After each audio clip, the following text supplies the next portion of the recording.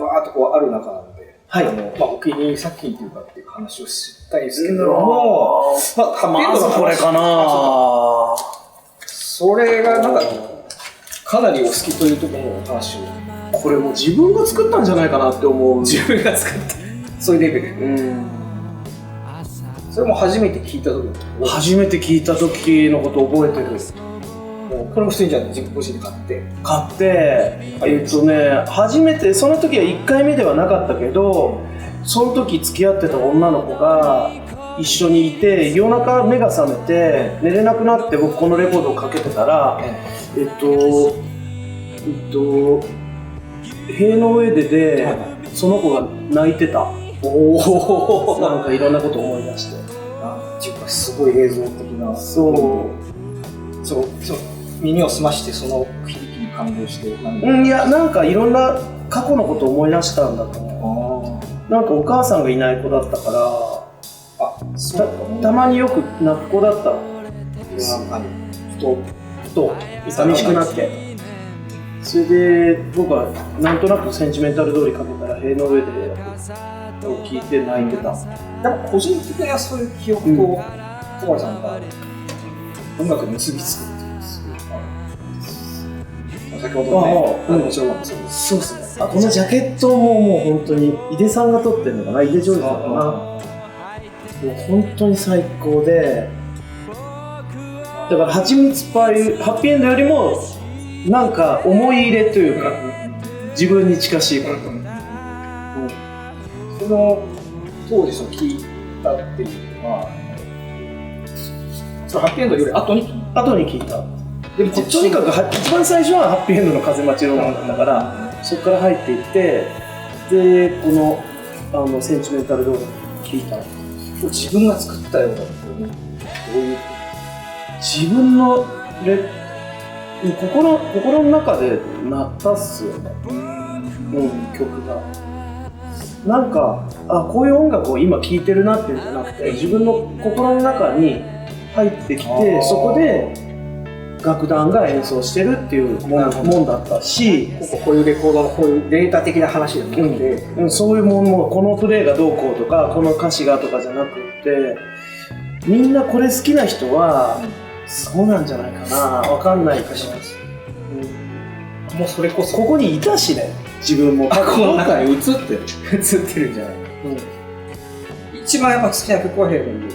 いや全部アルバム通して好きなんだけど、結構ソングライティングがね、皆さんメンバーによって渡辺勝さんの作られた僕の幸せも本当に大好き。この間も自分のレコードでカバーさせてもらって、ライブでも何回か歌わせてもらったことあります。塀の上でとか、土手の向こうにとかね、全部いや、そうですよね。いやでもこれがでも唯一あるものっていうのは本当になんていうか歴史のなんていうね、というかなんていうかで、それでほら、春一番とかにはちみつパイのライブ音源でコウモリが飛ぶ頃とかが入ってたりするじゃないですか。それじゃないかもしれないけど、すごい最近そう、タバコ路地とかね、要はプレセンチメンタル通りというんですか、その頃もやばいと思って、僕も最初これ聞いた時にその後からライブ行って、こんなグレートフルデッドみたいなバンドだって当時思ってで、デッドだって言われてたけど、いやデッドより足とちゃんとか思ってそうなんか多分ケイスさんたちはデッドのサウンドをなんか研究というか求めたんだろうけど、出来上がったものはなんかやっぱり東京の羽田の再建で、それはサンフランシスコとは全然違うわけです。なんと言ったらいいかな、東京の南の方特有のこの曇天のなんか感じというかね、なんかねこう湿り気で、そう行ってみるとちょっとまたはちみつパイの景色とは違うんだけど、この歌の中にはありますよね。あります。東京の羽田の再建あります。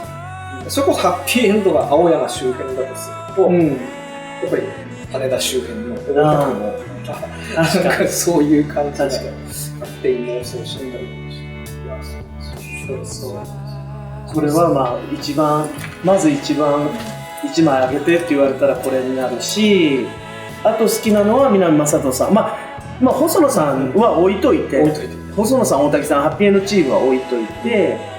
大好きなのは南正人さんのこれセカンドっていうか、南正人さん、それこそ僕2017年にエル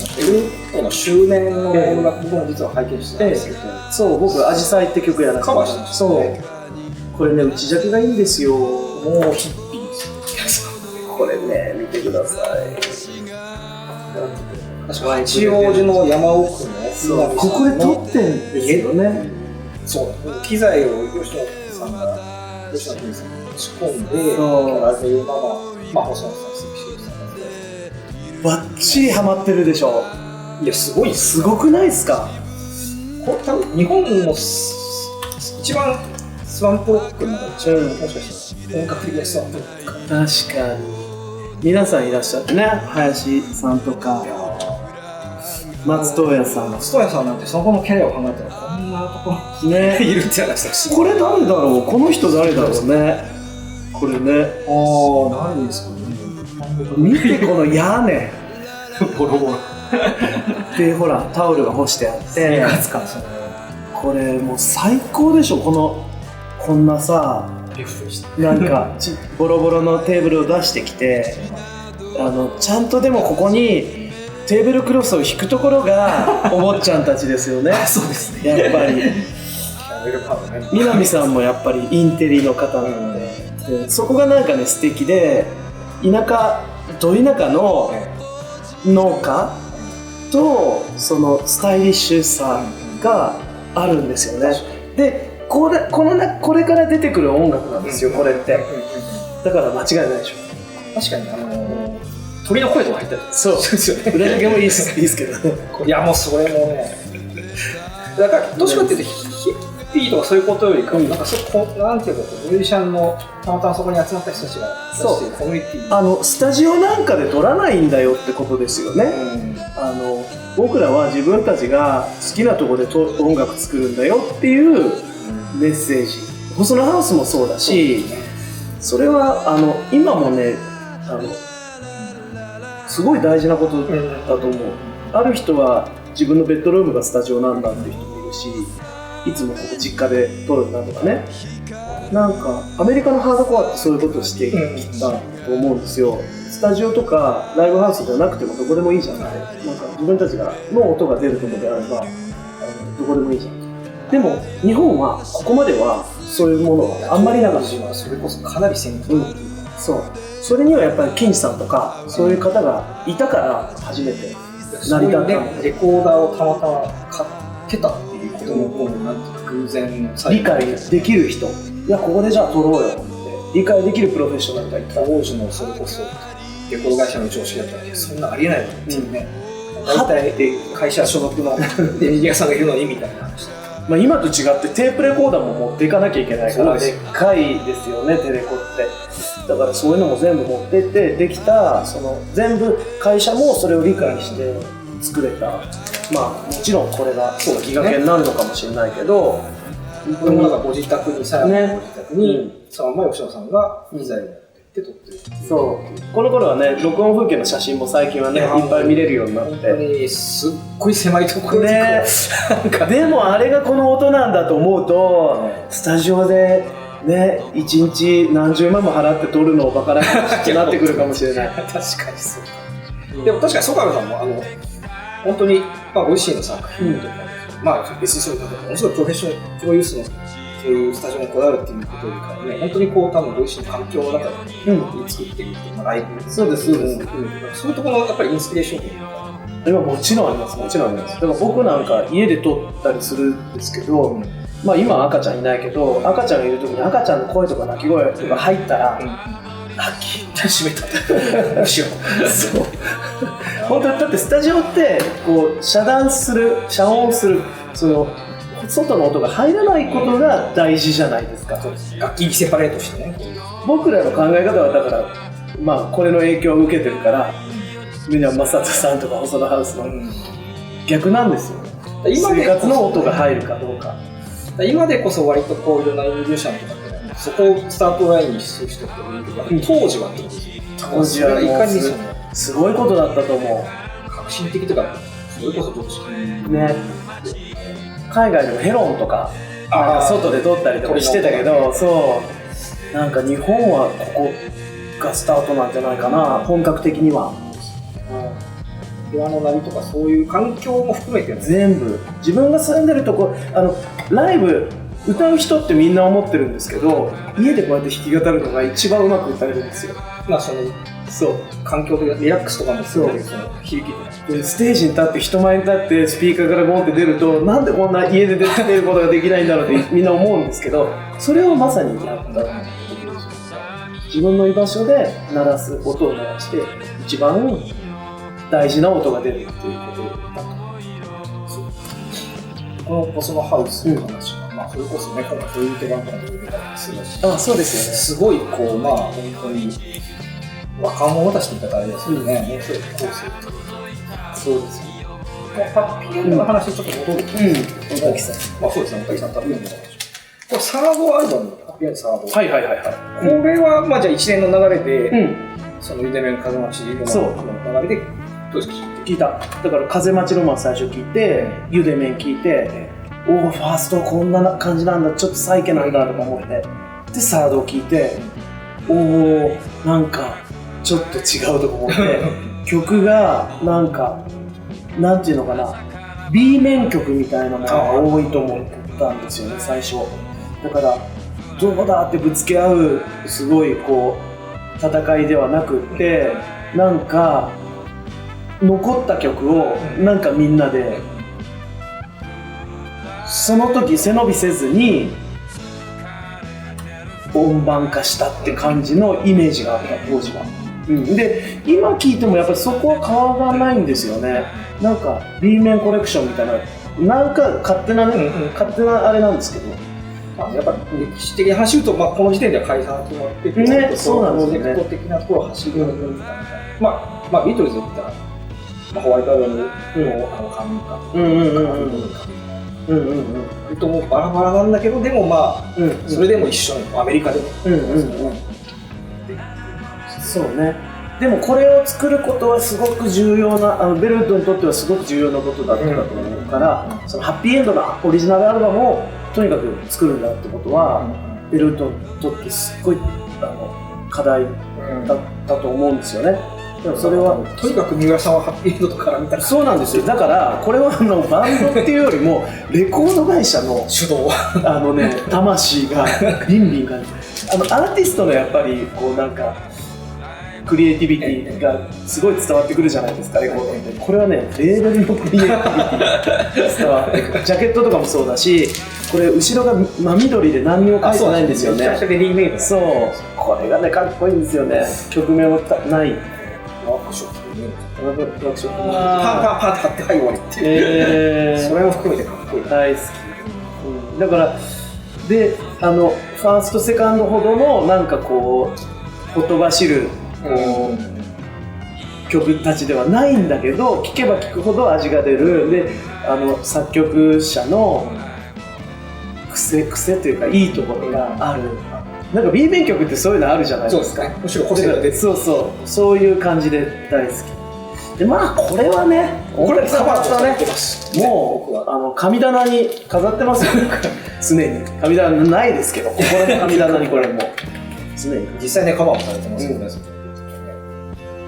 これはでも後々のその大滝さんのソロアルバムと比べるとやっぱかなりこう得意な位置にしてるかね、ご自身でスタジオを作る前だった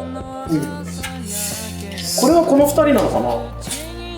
そういうことの続きでもこっちが先。そっかそっか。でも確かにベリーの色なんか似てません？アメリカンポップスのベリーの色。このアルバムはでも本当にその先ほど言ってもちろんプロデュースのスタイルを取ってるとはいえ、すごいプライベート感がありますよ。確かに。大滝さんっていうコンセプトメーカーというよりかは、すごい一人のミュージシャンの好みのプライベート感が僕はすごく素晴らしい。これはもうどう好きですかっていうのは本当に今更の質問かもしれないんですけど、だから大滝さんのことがよくわかるでしょ、これ聞くと。いや本当にもうこれ1枚聞いただけで、あ、この人こういう人なんだな、大竹さんってこういう人なんだな、こういうことがこういう食べ物が好きで、こういう時間帯が好きで、なんか、あ、そういう人なんだなっていうのがなんか勝手にだけど理解できちゃう。でも音楽ってそれ知りたいだけじゃないですか。曲が感動させてくれるわけじゃなくって、誰かがそこにいるかどうかっていうね、このレコードの中のそれが大事で、それがすっごいあるレコードだし、だから大竹さんがもう本当に全部出してるし、なんかこう飾り立ててないし、一生懸命1枚アルバム作ったんだな。まあもう全部そうだけど、これは僕にとってそういうレコード宝物。もちろん後々のお客さんの流れみたいなやつも含めてもちろん好きだけど、いやもうダントツ。ダントツ。これと、まあこれだね。これですね。これがもうとにかく僕にとってもそう本当素晴らしいですよね。結局ハッピーエンドの人たちが参加してるってところも含めて。僕だからニューオーリンズのどうこうとかリズムがどうこうとか、全然興味ないんですよ。むしろ。そう、別にそうなんだって思いますけど。いわゆるナイアガラの人たちがこう。そう、曲が隅をついてみたいな。そう、あの人の引用で。そう、引用でみたいなことって別にそうなんだって思うんですけど、これは大竹さんがいつもかけたらそこにいてくれるから。そう、歌ってくれるっていうか心の中に。そういうレコード。シンガーソングライターを書いてきて。大好き。あとはこれかな。絶対外せないのこれかな。僕赤色営業のところカバーされてましたね。これはもうね、永田さんのね、これはでもなんて言ったらいいんだろう、いわゆるフォークロックの、もしかしたら若い方とかがこうやってキャンペーンとか発見されて聞いた中で、異質ぶりにびっくりするかもしれないですよね。そうですね、大正ロマンなんですよね。だから今そういうこの令和の時代に昭和のなんかものすごいこうフェイクみたいなことをやる感じで、この時も多分フェイクっぽさはもちろんあるんだけど、永田さんがそこにやっぱ入り込んじゃってるんですよね。もう完全にその狂気と言ったらちょっとまあ語弊があるけど、それがものすごい来て、やってみましたとかいうレベルじゃない。レベルじゃないで、そこにもう引きずり込まれるんですよね、このレコードって。いきなりもう冒頭からしてこの異様な雰囲気で、これアートワークやすごいですよね。これね、気合が入りそうめんのロマンだから、こっちから始まりますからね、文字がね。左から始まる、右から始まるやつ。そうそう、大正時代。こういうね、ついてるんですけど、もうね、伝承量も多いし、こう全部詰まってんの。このコンセプトアルバムをいかにして、本当にだから没入してる感じが伝わってきますよね。で、なんかこれよくよく読むと、フェアポートなんだって書いてるんですよね。フェアポートコンベンションのイギリスのトラットにハマってたのと、フェアポートをやるんだって書いてて、見るとまあ確かにそうかも。そうなんだ。だからすごく永田さんの中ではすごくこう構造があったんでしょうね。あったでしょうね。ね、面白いな。そのベースにフェアポートとかああいうこうマイナーキーのブリティッシュトラットの世界と、いわゆる本当の意味の方の演歌というか対照してるね。いやすごいですよ。文したらやっぱりこの人最高ですね。稲垣太郎ファン、大原的世界観というかそういう感じがこの文豪感もうね、音楽レコード作るってこういうことだなって、このレコードは教えてくれます。なんかどうやら当時の資料だと本当はもっと全然早く発売するらしいですよ。だからそう永田さんがハマり込んだのでなかなかできないっていうことだったらしいですね。ここにもはちみつパイのメンバーです。はちみつパイの演奏も素晴らしいね。もうこういうね、自分の世界を心の中にしかない世界、頭の中にしかない世界をこうやって物にするってことがレコード作りなんですよね。それをもう本当に教えてくれる。ちなみに歌川さんは今までずっとそれをそうですよね。全く曲げずに本当に続けてるっていう。すごい、本当にすごい。それはもうこれがこうだから例えば映画コマンドとかですね。はいはいはい。すごい脳内世界。もうすごいですよね。すごいですよね。で、この後のアルバムがそれで、松本隆さんがプロデュースがそうそう、王様町とかが入ってますそれも素晴らしい。なるほどね、いいよね。いや、でも、いくらでも話しちゃう。いくらでも渡さん、それこそ三上さん、俺これも好きなんですよね、友川さんの桜の国の散る中を。これがいわゆるもうベルトが一旦、当初の活動をやめた後にベルトメインで出したやつだけど、これ実はその時代にも相当名曲がある。最高なんだよな。友川さんのレコードも今すっごい高いから。いや海外のね、それこそアバンギャルドってね。でもこの間中国に行ったら三上さんのレコードありましたよ。本当ですか？あれ三上さんあるんですねって言ったら、三上さんは中国ですっごい人気なんですよ。どういう文脈なんだろう。中国のバンドとコラボした LP もあって、だからそう、僕らはこうなんかすごくエクストリームなものとして友川さんとか三上さんとか極北みたいな感じで捉えてるけど、海外も同じ感じですぐ行くんだなと思って、やっぱさすがだな。確かに今の時代はそういうところがちゃんと伝わっているっていう素晴らしいです。あと東京ワッショイ、そう、それもだからこれも僕神棚にね、神棚ないんだけど神棚に心の神。これはエンケンさんがそれこそね、フォーク路線にどんどんそう、それパンクセックスピストルズ聞いて、そうですね、ホリデイズ・イン・ザ・サンっていうザッザッザッザッって足音の行進のから始まるそう、それを聞いてワッショイワッショイに聞こえたっていうね。それもちろんエンケンさんはそれこそ海外数でね、やられてましたけど、もう割と初期から順々に聞いてたんですか？エンケンさんは最初に聞いたのはあれです、満足できるかな、それこそハッピーエンドが演奏したりとかしてるし、でその次ファースト聞いて、でその次ぐらいにもう聞いたかな、こっちをうわーと思って、こんな変わりよう、歌い方違うと思って腹からこの後もう全部これですよね、エンケンさんの歌い方はね、もう対峙するっていうか、リスナーっていうか聞き手とね、ちょっとニューウェーブのこうね、佐久間さん、そうですね、そこら辺もだからベルト、言ってみたらだから三浦さんが開発された後なんですけど、ベルトって、今回はねバースト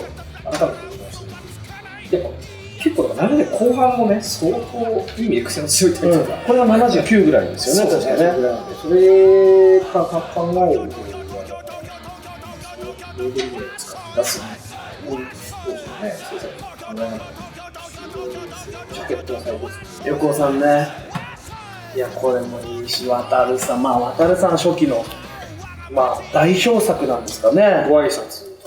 どうなんですか、ご挨拶のこれ厳密に言うとあれなんですよね、ベルトが設立以前に三浦さんが、そうなんですね、キング、まだベルトはないんだ。そうで、後々にこれで組み入れられると人らしいんですけど、でもこれはね、本当に僕もベルトっていう存在を代表する、おしゃれ、このね、三浦さんのジャケット、ジャケもおしゃれだし、もう渡さんの存在がやっぱしゃれてますよ。こう僕すごいなんか当時それこそ三浦さんたちのいろいろ啓蒙してくれたわけですけど、割とここに行く人ってのは僕の世代だと結構コアなとか、どっちかっていうとなんかこうちょっと高中さんすごいちょっと渋すぎないみたいな見られ方があるんですけど、いやそんなことなくて、実はめちゃくちゃモダンですよね。ものすごいこうコンテンポラリーなセンスであるっていうことを常にこう言うというのが、そうでこれはまさにそういう、言ってみれば別に自分で曲と詩を作ってるっていう曲ばかりないんだけど、そうですね、現代詩だったりしますもんね、詩はね。でそれでウディ・ガシーとかいう人たちも、フォークの伝統で、でもそれがものすごいコンテンポラリーな実践に聞こえるね、すごいんですよ。だからまだね到達できない完全に理解できたかって言われると、このご挨拶もそうだし、ケーズ、石、この3枚はね、なんか本当にこう文学作品でいうとすごい、まだ理解できない、まだ完全に分かってないのかもしれないっていうところがある、なんかそういうオーラがある結構。なんでこの声のその存在感、あとまあこの現代詩をふわりしてこのメロディーに当てはめてるリズム感の素晴らしさ、そう結構こういろいろね不思議な歌詞だなと思ったらこう現代詩に曲をつけたりしてて、でもこんなちゃんと曲になるんだっていう、そう視線でこんなに、まあそんな中でコーヒーブルースとかもあってね、割とこうなんか小粋な、自分たち生活感がある何か曲とか、自転車に乗ってとか、いわゆるその関西フォークって言われているものは、先ほどちょっと高橋さんが小林さんが話しましたけど、そこら辺はもちろん聞いてはいた。そうですね。だからまああれが本当はフォークじゃないですか。高石さん、岡林さんが。アリューといえばアリューになるのかな。だから渡さんとか香川さんとかって実はね、関西に住んでたけど、まあ東京プロテストしてないじゃんっていう個人の話なのかもしれない。でもそっちの方が実はグッときたんですよね、僕らの世代は。生活のじゃあコーヒー飲みに行こうかっていう曲でいいんだっていう、ただそれがなんかこうよく言われてる、なんか別にだからといって全然こう非社会的っていうか全然なんかこれに閉じこもってる感じとも違うっていう、違うそこがポイントなんだ。そこ個人のことを歌うことが世界のことを歌うことなんだよっていうことを暗に教えてくれますよね。単純に別にね逃避してるわけじゃなくて、それするわけで僕は小川さんの近年の活動にめちゃくちゃ感じると思う。なんか円形さんはいつも言ってたけど、やっぱりその個人を歌うことが全部なんだ。結構割と例えばそれこそ温度物とかですごく直接的なメッセージやられたりとかする一方で、でもソロ作品で親密な歌を歌われているって、すごくその幅と二面なんていうの、そのグラデーションみたいな作品素晴らしい。なんかやっぱこういう方々のやってきたことに何か連なっています。いやもう僕は本当に皆さんの影響であるから、未だにやっぱこうレコードを聴くと、そうだよな、勉強になるというとちょっとあれなんだけど、教えられることが未だにいっぱいあるんですね。歌ってそうだよな、こういうことだよなとか、録音ってこういうことだよなとか、なんか関係ないことを俺気にしてたなとかね、そういうことをすっごい教えてくれる、すごい。